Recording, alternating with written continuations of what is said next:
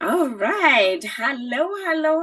Hello, everyone, and welcome to the DrStem Show. I haven't done this in a long time. So I decided before year end, there is somebody very special that you're already seeing on screen that I've been wanting to bring on the DrStem Show, and I've been bragging about it, so we'll talk more about it. But I wanted to welcome our legend. He's a radio personality from Zimbabwe, and we're going to have him tell us more about him. But I grew up with John Matinde as one of their legends that is still surviving today, and he's joining us from the United Kingdom. Welcome to the show.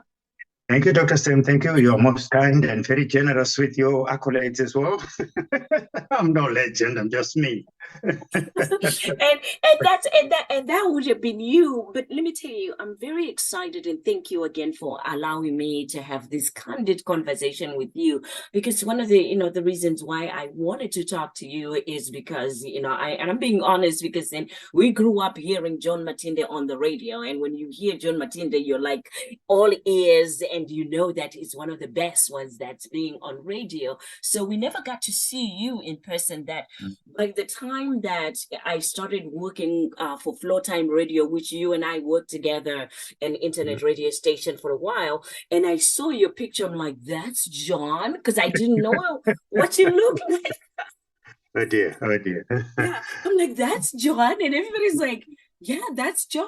I'm like, okay, I'm not the only one. I'm at 58 years old. I know there are other 58-year-olds that never knew what John Matinde looked like, but we know the voice, and so it'll be great for us to have to get to see who John Matinde is, but most of all to understand and know who you are. So I'll just go ahead and start from there. Who are you? Long story. Dr. Stem, obviously, those who might not be aware of who I am or what I look like will be excused, but I sort of take these things for granted because I've been in the media for quite a long while, and for many, many years, possibly 15 years or so, I was also on television, so I assumed people would probably know about myself. And that being a result as well, not only of my radio work, which translated to radio, but obviously somebody somewhere thought I might be able to contribute something to the visual side of media. So I've done your news reading, done musical presentation on television. And of course, I've done a lot of game shows going back in the day from Harare Showgrounds, Woodaway Trade Fair with the late Alan Riddell, that kind of thing. So, so that is the John Matinde, which some people, or should I say, a certain demographic may be aware of, those who were in Zimbabwe. So take me back, and it's interesting you say that, right? Because then, again, thank you for reminding me that I'm old as well, because then at 58, at this beautiful young 58, I don't remember seeing you on TV. I'm like, what?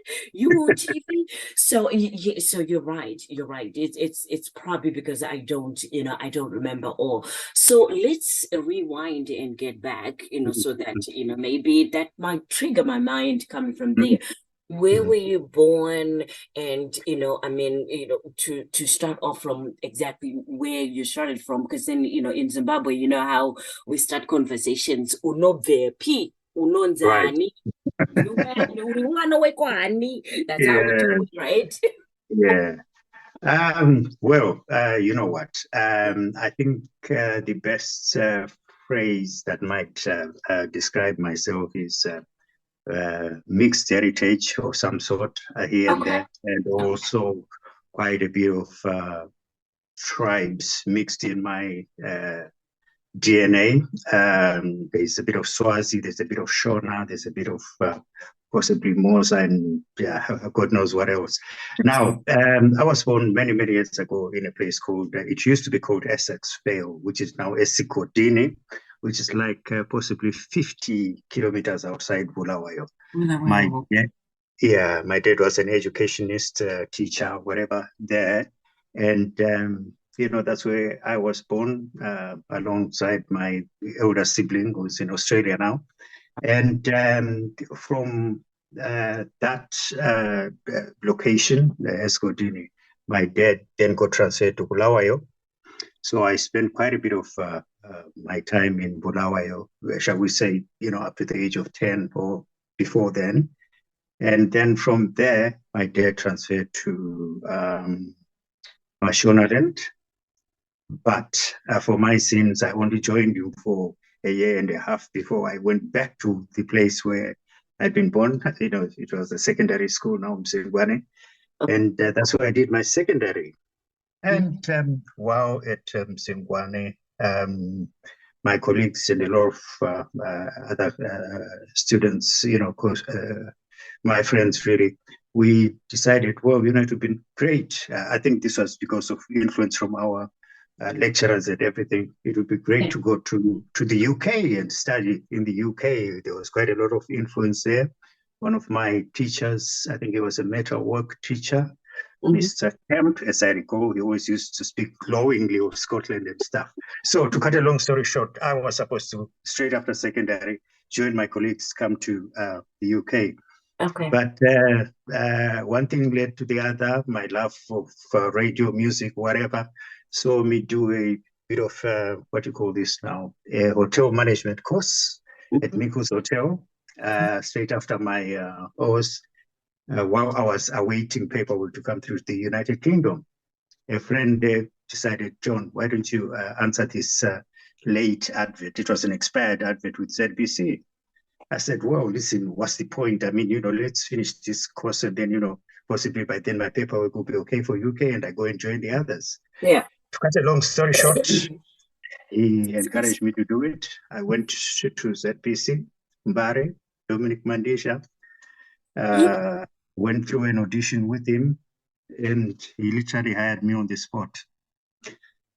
And I protested to say, listen, I was in between things, I was supposed to go to the United Kingdom and I'm almost finishing a hotel management course and I might need to give them notice and stuff. And he said, John, did you hear me? When can you start? To cut a long story short, I had started on the Monday. Wow. How old were you at that time? I know you're talking about after finishing high school. I think I must have been about 18, 19. 18, 19, okay. Yeah. Possibly 19, yeah. And, so that's how really I got into radio. And my school friends were not surprised that I had actually drifted into radio because even way back, I remember when I said I was in Bulawayo at about age maybe 7, 8, my dad, being the headmaster that he was and being a very strict teacher, so to speak, they were encouraging us, into comprehension and doing all sorts and what have you. And he would make us listen to the 115 news. I think it was 115 on ZBC way back then. Okay. And he would say, okay, guys, you and, your cousins, I was the youngest at the time, can you listen to the bulletin? I'm going to have a lie down. When the bulletin is finished, you come and tell me what's been said. So I don't know why, but I distinctly remember on this first day, and subsequently after that, as soon as the bulletin had finished, we trooped to the bedroom, knocked on the door, and he said, right, starting with you, John, what happened? And I'll say, this is the Rotation Broadcasting Corporation. The time is 1:15. It's time for the news. I kid you not. I kid you not. That's what I would say straight to my dad, and everyone would be on the floor. They wondered what the heck was going on. And I would say, that's all I had, Dad, Oh, wow. So, I kid you not. So, that's a true story. My mom, she's still alive. She can bear me out. That's what happened. At about, like I said, 7, 8, 9, I was already, carrying on like that. And at secondary, I was so much into music. There were only two school radios at Zimbabwe. It was the one in the dining hall for the entire school, and also one that the school captain was allowed to keep out of an enrollment of 400. Okay. I don't know how I convinced my dad, and then my dad spoke with the principal and what have you, but I became the first civilian, if you like, the first ordinary student to have a portable radio. So there I was doing my secondary schooling. I mean, on the proviso that I didn't disturb anyone and everyone and what have you. So there I was writing my, was it JC then, Form 2, listening to the radio.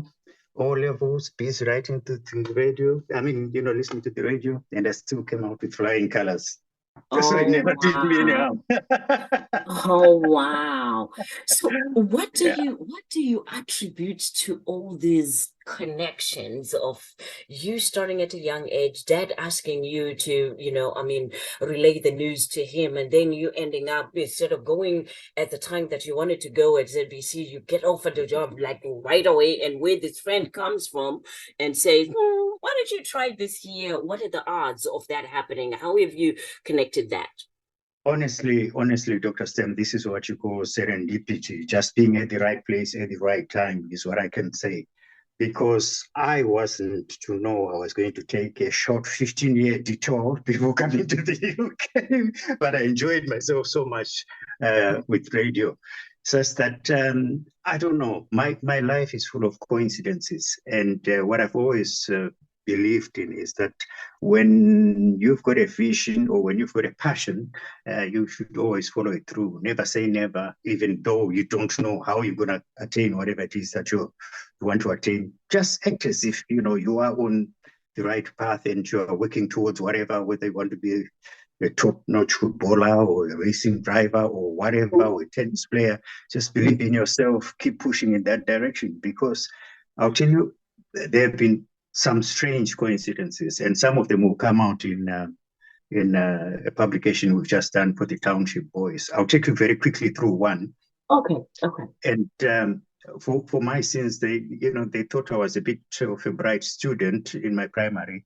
So the equivalent of whatever was called grade 3, they made me skip that because they thought I was too advanced with whatever, for my age group. Now, the first term when I was in grade 4, because I'd skipped grade 1, I was literally 5th or 6th bottom, from the bottom of the class. And everyone said, yeah, you see, you shouldn't have promoted this guy. By the second term, I was number 7. By the third term, I had topped the class. Wow. And I have stayed at the top of the class right through until I finished my education. Now, here's the funny bit.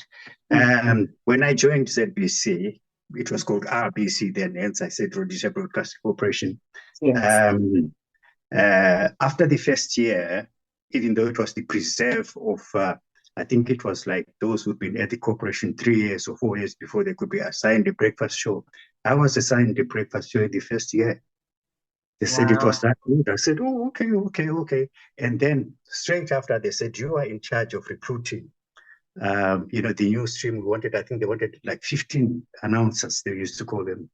So anyway, the recruitment was done, and 15 people turned up for the audition. And guess who turned up? My teacher. Your teacher? Stanley Johnson, who did it better. The guy Oh who taught my me. God. Did you hire him? Of course I did. Because he told me not in grade 4, So he became, I kid you not. So apart from him, guess who else turned up? Who did? School captain, or rather deputy school captain. Luke Mkandla. Wow. Yeah, now I say this as a lesson, and to everyone really, to say, you should be careful how you treat whoever you meet in life, because you just never know how life turns out. And these two gentlemen, for instance, been not as good to me. Can you imagine what the consequences would have been? I'm not saying I'm a ridiculous person, but I would have gone on merit alone, obviously, being a prophet, all that. But do you see what I'm saying about coincidence? and Yes. doing right by people as you meet them, and Yes. Yes. my life has Yes. been full of coincidences. Wow. So, I'm glad that I asked, I asked you to explain it in your own way and the way that you see it. Because Mm, for me, as you were saying it, I'm thinking divine interventions, divine connections, and divinely orchestrated, which in many of us, and as you said, in life, right? We're always mm, wondering, what was I created, for? What is my passion? What is my role in this world? And what am I supposed to be doing? And then we struggle in trying to think about it and find it. But then sometimes it's in the small things and in the small beginnings where your dad saw something in you and decided, and maybe he didn't even know himself when he started it, that was a beginning of mm, you unfolding your own passion, and also this greatness that we all remember you for. mm, mm, Yeah. mm. Yeah. Well, Dr. Stem, honestly, I think if there is one talent, I would say I probably contributed to the mix, apart from just being very lucky, right place, right time. One of my talents has been the talent to spot talent. Now, Mm. let me explain that. Rowan, a few years after joining ZBC, left to join a production house doing commercial sponsored programs and all that. Come 1980, it was decided the BBC came and actually gave us a template of how to restructure ZBC, and I was recognized as by somebody more senior than myself, that I'll be able to whip everyone round, so to speak, in the nicest sense of the word, and start up a radio station which would compete with the stations that us, the youth, were listening to at the time, which were external radio stations. So we needed to mirror that and make sure Zimbabwean youth listened to internal stations which provided just as good stuff as overseas stations like Lorenzo Marx Radio, LM Radio, and a few others. Radio 5, I think, came along afterwards. This is a South African broadcast. So anyway, I then got everyone. I'm one of the original founder members of Radio 3. I had to say the original founder member, but and I managed to get everyone onto that team to start off Radio 3. And what I'm saying is that was a team of super talented people. And throughout my life, because I ended up heading Radio 3, is that I've been able to spot some very good DJs. So I don't think I'm talented, but my talent was in recognizing talent. And we're talking of, you speak of any DJ who's been on Radio 3 back in the day, Peter Jones, Admire Taderera, Darlington Masenda, Alice Chabunduka, you better say my brother-in-law's name with all those names. Better say my brother-in-law's name with there. The voice of your choice. Do you see what I'm trying to say? The voice is the best of the voice now. Yeah. So, Mr. Cool, yes. Caleb Tonjana, all those. Yeah. Usually are people who came Yeah. because one way or the other they approached me and I encouraged them, and I said, listen, you can imagine how many people wanted to be DJs, but I said, listen, I can see something in you guys. Come join us. Come join us. And I think largely I've been vindicated because the Radio 3 was one of the best radio teams you could ever come across in Zimbabwe. So I think there I am really proud of what I did during the time that I did teach Mataz as well. Oh yeah, Teach. I saw him, I think it was 2019 when I was home. I saw Teach. Yeah, one of the best there is as well. Yeah. So you just defined, the literal definition of leadership, because leaders are able to spot, talent in other people, which, gives you, as I started the show, I said, you're one of the legends. And what makes a legend is a person who's able to not take, that gloat per se to say I'm the one that did this, but gives it to other people, and you were able to open doors for many of the legends that we also remember today. So just for my old mind that it doesn't remember all the shows, remind me of the shows that you were, famous for, or that you started, or that you managed, so that at least, for those of us that don't remember John Matinde, where you say with John Matinde, which shows were those ones? Okay. I think one of my other talents is being a producer and a creative. So the output you possibly had on Radio 3, no disrespect to anyone else and my colleagues, was possibly 70 or 80% mine. Do you understand? I conceived those ideas for this station, because every 6 months or every whatever, we need to come up with programs, new program ideas, generate who's going to do this, that, and the other, what have you, and then I would assign them to the team. Okay. So most of those programs you had, I will list some of them. The rock show, which was done by Ben Mauchaza, that used to be a show I presented. I then went on to present the great soccer show, which was So Calypso. That's music which I used to import from the UK, from the United Kingdom, on my own initiative. I did Happy Returns, which was the like birthday, whatever celebrations, midday on the afternoon segment. I did In the Groove with Grammar, which was a half an hour show for Grammar Records, every 5:02 to 5:32 p.m. I did the American Hot 100, the R&B charts, before Peter Jones used to do on Sundays the top 40 British charts, all sorts. I've done the breakfast show on Radio 3. I've done all sorts, really, So that is just radio, Dr. Stem. And if you are going to talk about my contribution to the media, that is really just half my life. Then comes television, where I've done your pick a box shows, where I've done your Sounds on Saturday, where I've done the Grammar television program, where I've done Mvenge before I did. I used to do that with the late gospel musician Mkoma Jordan Jataika. Before, and then teach the other lady teach Muchazo Syria, and then I moved on to Sounds on Saturday. So I've done quite a few. I think it would be easier to count which ones I haven't done. Right.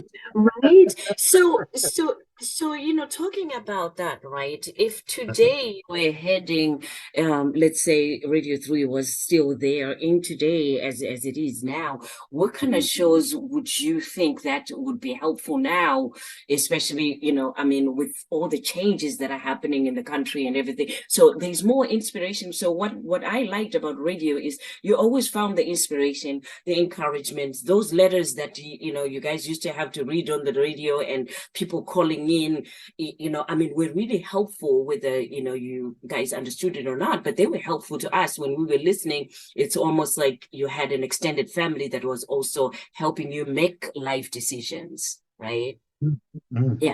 What kind of shows would you think today you would have? You know what? I think when we were doing whatever we were doing, it was before the advent of the internet, mobile phones, nothing. Everything had to be literally the long way of doing things. Exactly. Whereas now, I tend to think that there are so many tools which can be taken advantage of to make shows as interactive as possible. And those few that I'm also doing at the minute tend to be quite interactive, in that I think radio, more so perhaps than television. Television, I suppose it's obvious, cameras and everything. But with radio, I think you need to reach out to every, as many of your listeners, not just on a superficial level, but on a personal level. Somebody told me when I was still honing my craft to say, John, when you are doing a radio show, try and address the person across the table from you. Don't do like you do on your pick a box shows where you're addressing somebody people in a hall. So address the person across you. Do like you're talking to them. Mm. And because you are in every single home, car, office, whatever, the person who's listening to you will sound like you're actually talking to them. You know, it's sort of personal to them. So I would perhaps that's a style of presentation which doesn't necessarily answer what you're saying. But what you're asking is what sort of shows would I be doing? I think, or would I recommend? I would recommend shows which had a lot of audience participation in them, and also shows that encourage people, inspire people to be better, persons than they are, and also to try and educate our populace that the world is bigger than just Zimbabwe. A lot of us Zimbabweans now have traveled, and I believe there are about 4 million or so in the diaspora. Can you imagine tapping into 4 million experiences, bringing them onto Zimbabwean radio, and infusing that with radio programming in Zim? It already educates those who might not have had the opportunity to go out, such that by the time they are able to go out, they know what to expect overseas, they know what sort of vibe is happening overseas, and we're still one big happy family, you know. Yes. If Winky D or Ja Praiser or Chengeto are playing whatever, you know, at an international setting, you know, get people involved from that locality and, you know, bring it back to Zimbabwe. Everyone enjoys because, you know, these are Zimbabweans you're promoting, and you're also seeing a bit of how Zimbabweans are living abroad. They are living in Australia. They're living this, you know, whatever that we might be. So that's the kind of programming I would possibly, be encouraging, and probably less of a personal advertising. I, we may sound like it now and again that broadcasters have got a certain ego. We play to the gallery sometimes, just, to make dependent on the show, of course. But I like to put the listener first. We just come in second and facilitate. We are facilitators. The news is the listener. I'm not the news. The minute I start making the news, I leave. Very true. Very, very true.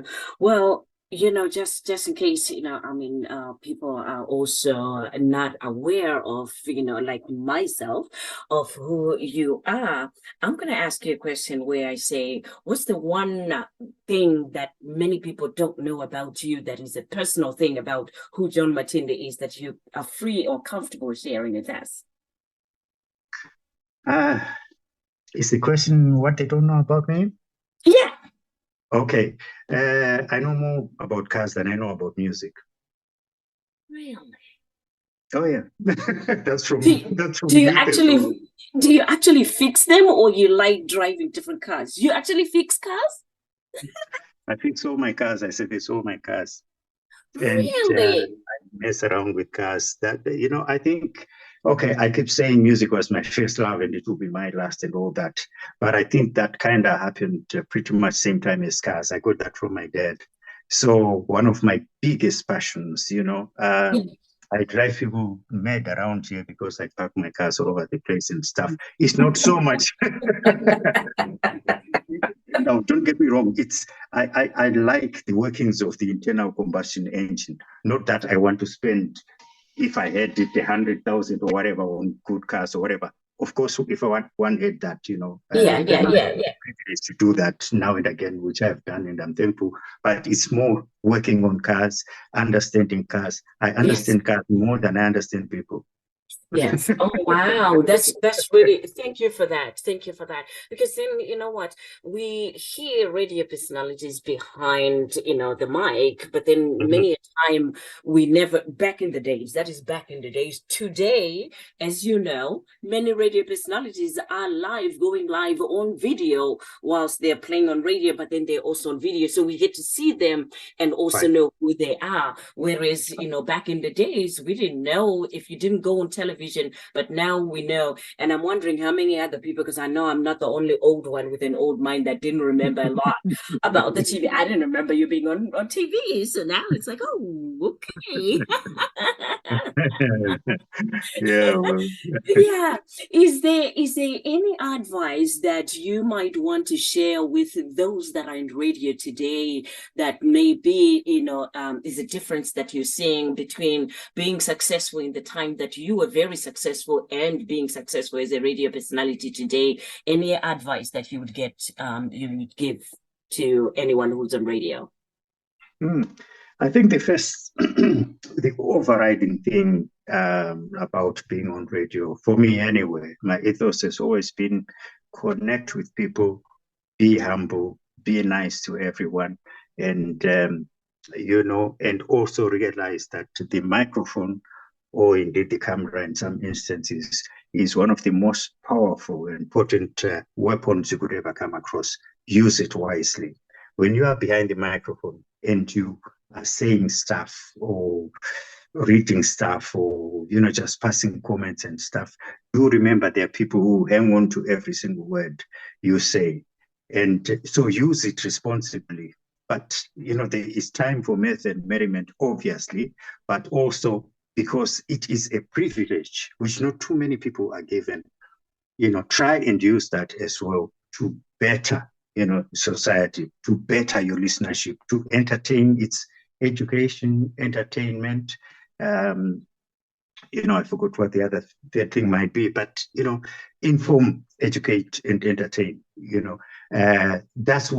That should be the overriding thing. When you are behind the microphone, is what I'm saying beneficial? Is it just of entertainment value? What have I been able to impart to my listeners today?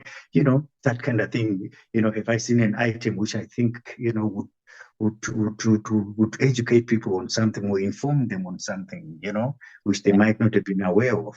And trust me, many people, we are companions to a lot of people who might not have, have any other access to news, to information, to whatever. So that would be my advice, really, to upcoming DJs, if you want to call them DJs or broadcasters, or personalities. Yeah. Mhm. Thank you so much for that. And before we end, I just realized that I'm also, going over time because I'm just, so into the conversation with you. I know you're still on radio. Where can people listen to you today? Because now we are fortunate enough to have you on internet radio stations. So we are able to listen to you. Where can people find you or listen to you today?